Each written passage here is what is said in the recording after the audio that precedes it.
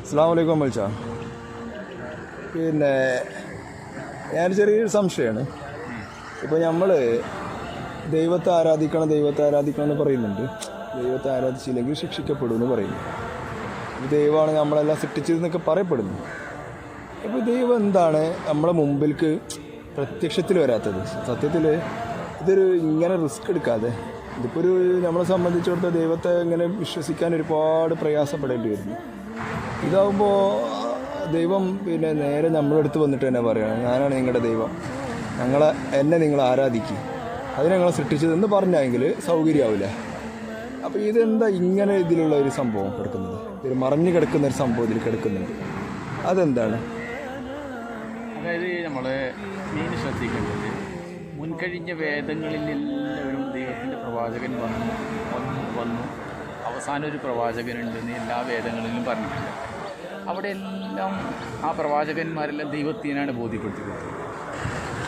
ഈ പ്രപഞ്ചത്തിന് നോക്ക്, ഈ പ്രപഞ്ചത്തിനെ ആ വേദങ്ങളൊക്കെ അന്വേഷിച്ചാൽ കിട്ടും. ബൈബിൾ നോക്കിയാലും അതിന് ബൈബിളല്ല, അതിൻ്റെ മുൻകഴിഞ്ഞ ആ യഥാർത്ഥ ഏടുകൾ, മൂസാ നബിക്ക് പറഞ്ഞ ഏടുകൾ, അതിലൊക്കെ ദൈവത്തിന് പ്രതിപാദിക്കുന്നത് യഥാർത്ഥ പ്രപഞ്ചനാഥൻ. പക്ഷെ അധികവും ജനങ്ങൾ ദൈവേതര വസ്തുക്കളെയാണ് ആരാധിച്ചത്. മനുഷ്യരെ ചെക്ക് ചെയ്ത് കഴിഞ്ഞാൽ, ഭൂമിയിൽ മൊത്തം ചെക്ക് ചെയ്ത് കഴിഞ്ഞാൽ ദൈവേതര വസ്തുക്കളെയാണ് ആരാധിച്ചതെന്ന് കാണാൻ സാധിക്കും. എന്തുകൊണ്ട്? പിശാച് അവിടെ പണിയെടുക്കും. പിശാച് ഉണ്ട് ഇവിടെ ഒരു അതൊക്കെ ശരിയാണ്. ഞാൻ ചോദിക്കുന്നത് എന്തുകൊണ്ടാണ് ദൈവം മറഞ്ഞു കിടക്കുന്നതെന്നാണ് എൻ്റെ ചോദ്യം. അത് വേദങ്ങളിൽ നിന്ന് അത് മറഞ്ഞു കിടക്കുന്നത് എന്ത് പറഞ്ഞെങ്കിൽ, അതായത് ഈ പ്രപഞ്ചത്തിന് നോക്കിയാൽ തന്നെ ഇതിൻ്റെ ഒരു ബാക്കിലൊരു ക്രിയേറ്റർ, അതായത് ഒരു സൃഷ്ടാവ് ഉണ്ടെന്ന് ഏതൊരു സാധാരണക്കാരനും, വലിയ വിദ്യാഭ്യാസത്തിന് ആവശ്യമില്ല, സാധാരണക്കാരനും ഇതിൻ്റെ ബാക്കിലൊരു ശക്തി ഉണ്ടെന്ന് മനസ്സിലാക്കും. ഈ കടലിൽ ഞാൻ മനസ്സിലാക്കിയത് എന്തെന്നറിയോ? അഥവാ യഥാർത്ഥത്തിൽ ദൈവം മറന്നു കിടക്കുന്നില്ല. കാരണം പരിശുദ്ധ ഖുർആനിൽ സൂറത്തുൽ ഹദീദ് എന്ന സൂറത്തുണ്ട്. ഈ സൂറത്തിൽ അള്ളാഹിൻ്റെ കുറച്ച് സിഫത്തുകൾ പറയുന്നുണ്ട്, ദൈവത്തിനെ കുറിച്ച് സിഫത്തുകൾ പറയുന്നുണ്ട്. അതിൽ പറയുന്നുണ്ട്, ഹുവ, അവൻ, ആ സൃഷ്ടാവ്, ആ ദൈവം അള്ളാഹ്, അവ്വലാണ്, തുടക്കം തൊട്ടേ ഉണ്ട്, അവ്വലാണ് ആദ്യം, ആഹിറാണ് അന്ത്യമാണ്, ലാഹിറാണ് പ്രത്യക്ഷത്തിലുള്ളവനാണെന്ന്. ലാഹിർ എന്ന് പറഞ്ഞാൽ അറബി പദത്തിൻ്റെ അർത്ഥം പ്രകടമായവനെന്നാണ്. അപ്പോൾ അത് യഥാർത്ഥത്തിൽ വഹുവൽ ബാത്തിന്, അടുത്ത് അവൻ തന്നെയാണ് ബാത്തിന്, മറഞ്ഞു കിടക്കുന്നതും അവൻ തന്നെയാണ്. അപ്പോൾ അത് എനിക്ക് മനസ്സിലായത് യഥാർത്ഥത്തിൽ ദൈവം പ്രകടമാണ്, പക്ഷേ മനുഷ്യനെന്ത് ചെയ്യാൻ കഴിയില്ല. അതായത് മനുഷ്യനെ സംബന്ധിച്ച് മനുഷ്യനത് കാണാനുള്ള ശക്തി ഇല്ലാത്തതാണ് പ്രശ്നം. അപ്പോൾ കാണാനുള്ള, ഇപ്പോൾ കണ്ണ് കാണാത്ത ഒരാളെ സംബന്ധിച്ചിടത്തോളം അയാൾ വലിയൊരു ആനനെ മുന്നിൽ കൊണ്ടുവന്ന് വെച്ചിട്ട് ആൾക്കാരെല്ലാം പറയുന്നത്, കണ്ണ് കാണുന്നവർ പറയുന്നുണ്ട് ഒരു ആന എൻ്റെ മുമ്പിലുണ്ട്, ഇയാൾക്ക് കണ്ണ് കാണുന്നില്ല. ഇയാൾ പറയാണ് ആനയില്ല, ഞാൻ കാണുന്നില്ലല്ലോ, ഞാൻ കാണാത്തതുകൊണ്ട് ആന ഇല്ല എന്ന് അയാൾ തീരുമാനിച്ചാൽ, അതുപോലെയാണ് യഥാർത്ഥത്തിൽ മനുഷ്യന് കാണാത്തത് കൊണ്ട് ദൈവത്തെ ഇല്ല എന്ന് തീരുമാനിക്കുന്നതെന്ന് എനിക്ക് മനസ്സിലായത്. കാരണം ദൈവം പ്രകടമാണ്. കാരണം ഈ പ്രപഞ്ചം എന്ന് പറയുന്നത് അത്രയും വലുതാണ്. ഈ പ്രപഞ്ചം നമുക്ക് ഇവിടുന്ന് തൊട്ടടുത്തുള്ള നമ്മുടെ ആ ഒരു സൂക്ഷ്മദർശിനികളായിട്ടുള്ള ബാക്ടീരിയാസുകളെ പോലും നമുക്ക് കാണാൻ കഴിയില്ല. നമ്മുടെ ശരീരത്തിൽ ഒരുപാട് ജീവികളുണ്ട്, ചെറിയ ചെറിയ ജീവികളുണ്ട്, ഇവരെ നമുക്ക് കാണാൻ കഴിയില്ല. നമ്മുടെ നടുമ്പുറം നമുക്ക് കാണാൻ കഴിയില്ല. ഒരുപാട് എന്തുണ്ട് നമ്മളെ സംബന്ധിച്ചിടത്തോളം, നമുക്ക് പിന്നെ ലിമിറ്റുകളുണ്ട്.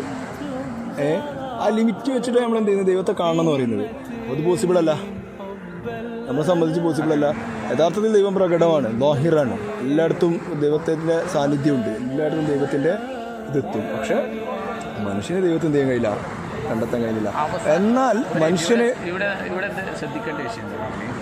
പ്രവാചകനോട് ദൈവം ആരാണ് എന്ന്, പ്രവചിച്ചിട്ട് ആരാണെന്ന് പറയുമ്പോൾ ആ ചെറിയ സൂറത്തിൽ, അവസാന വേദഗ്രന്ഥമായ ആ ചെറിയ സൂറത്തിൽ അഹദ് പറഞ്ഞെങ്കിൽ അവൻ ഏകനാണ്, അവനെ എല്ലാവരും ആശ്രയിക്കുന്നത്. കറക്റ്റാണ് അല്ലേ?